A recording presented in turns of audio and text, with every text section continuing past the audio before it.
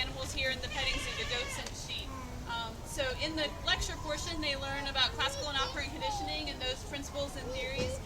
And then the lab, they come and they learn about how those theories and principles and techniques are applied. And we talk about how they're applied in a variety of contexts, but specifically they get hands-on training working with the goats and the sheep here in how operant and classical conditioning is applied to animal training. So today the students are going to come out and tell you a little bit about what they've been working on this semester. They're going to explain what behavior they chose to train this semester. They didn't get to pick which behavior they trained, at least for the first portion. A little bit about how they broke it down and how they trained it.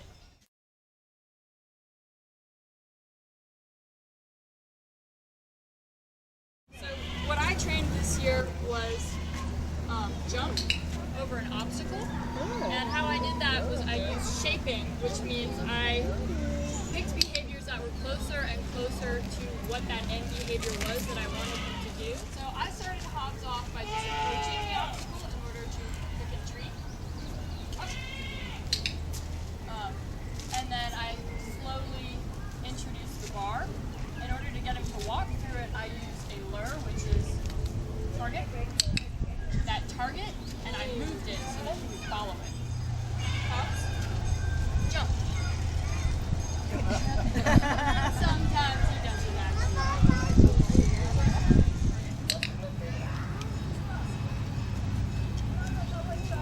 Jump.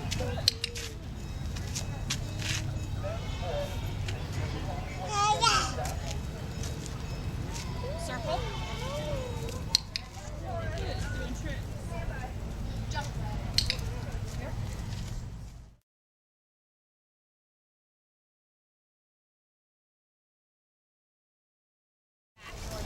This semester I focused on having him jump through a hoop, specifically that hoop, and I wanted to have him, I worked more on height than anything else. So I started by reinforcing any behavior oriented towards the hoop. So at first that was seriously anything just like looking at the hoop, moving towards the hoop, and that progressed until eventually he would stick his head through the hoop or stick one of his legs through the hoop, and I just kept increasing that criteria until he was walking through it. So I started working on height just by having a person holding the hoop raise it up a little bit. But then what I found was he was still just walking through it. He wouldn't jump, he would just kind of like step through.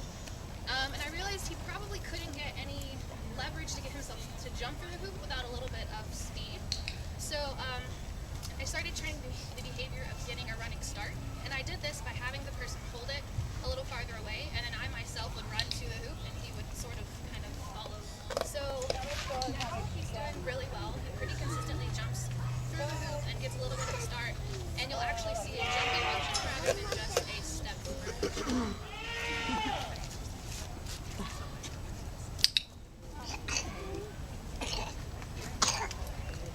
motion. So as you see, he's actually getting a jumping motion, which is much better than the original just step through.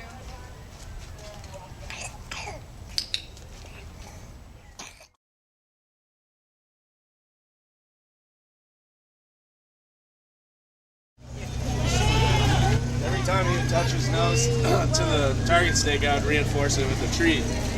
Target.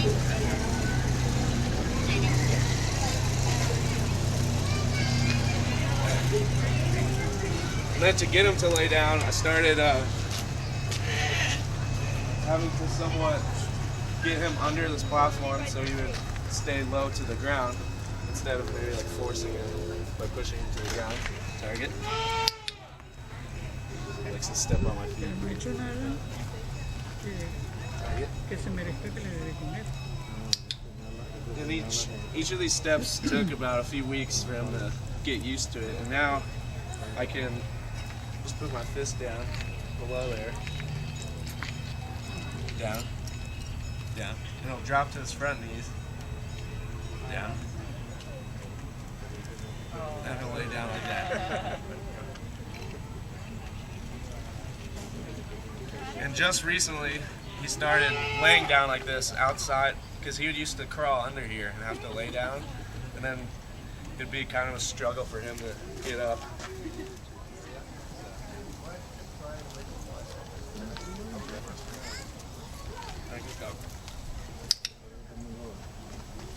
Down. Down.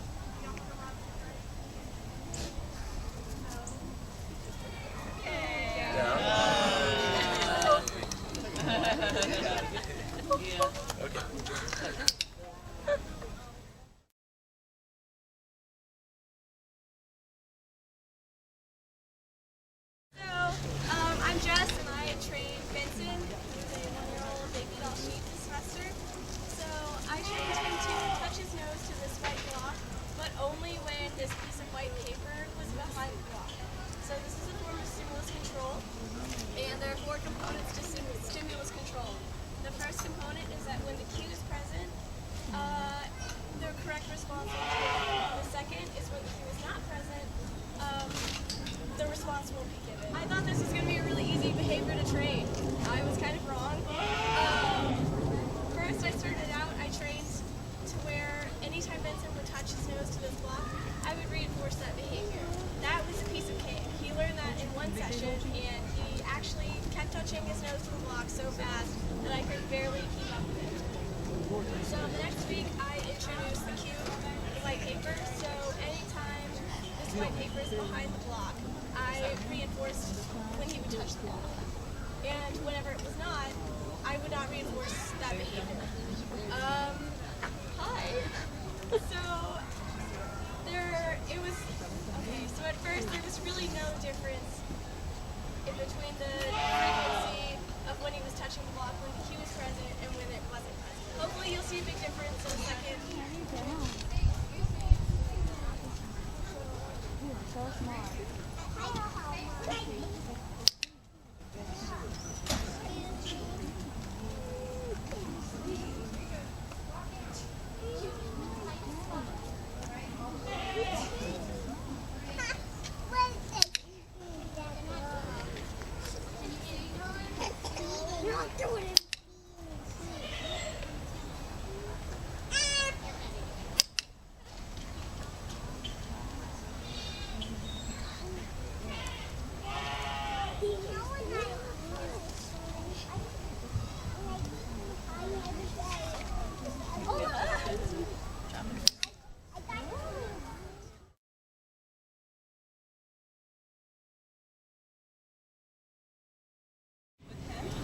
And so to shape his behavior, I also started out with just getting him to step over this obstacle without the bar on, just to get him used to going between these bars, basically. And I added it on the lowest level, so we have been able to get him to fairly consistently jump over at the third highest level.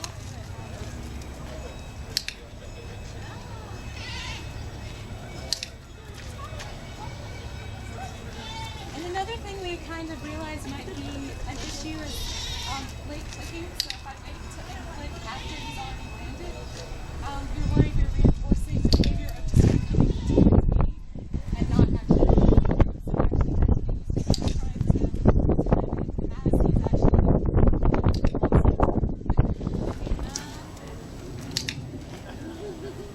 I have to try this now and see if we can do it all the way up.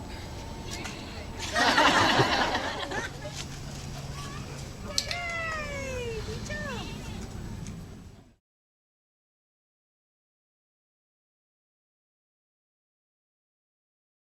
So basically last semester during the GOAT show, our professor, Dr. Barr, who's not here today, he decided to ask me a question, and which is, so basically last semester we did train them to go back, and he asked me, how would you do a backward circle?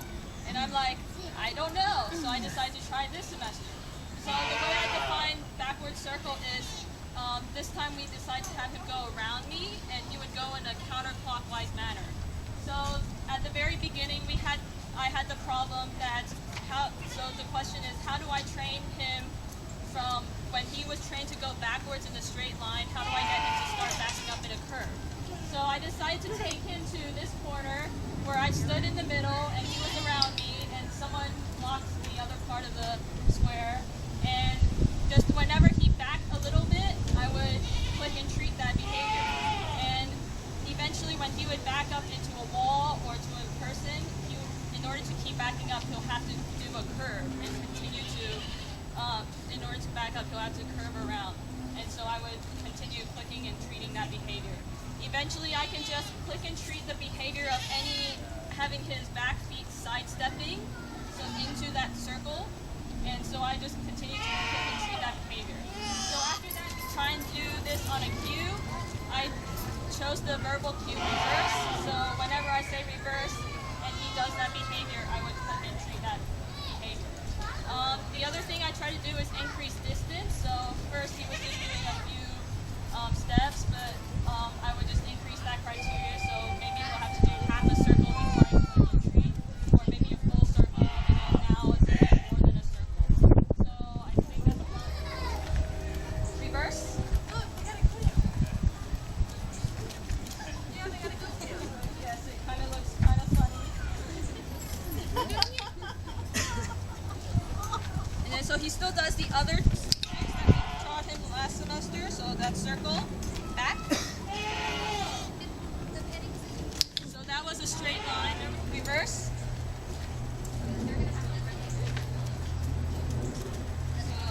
There were some times where he was doing about 2 circles. He would hold me. Reverse.